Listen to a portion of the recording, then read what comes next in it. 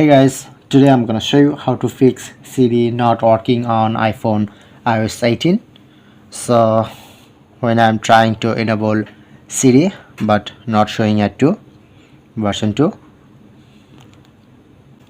Now I'm provide 100% solution. So don't skip my video. At first open iPhone settings, scroll down, click on to general and software update.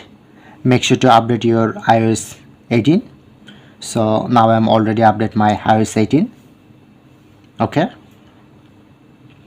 after that click on to settings, scroll down and click on Apple Intelligent and Siri.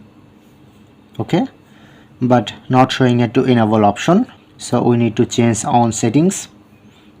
Click on to language. At first change your region, select only United States. So I'm select United States and go back. Okay, and look here, now successfully I'm get enable option. So when you change your region, select United States, then you get this option. So at first enable.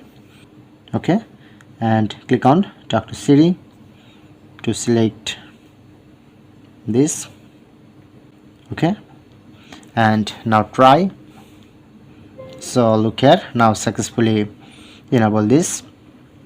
So I hope you can follow my own tricks, then you get success.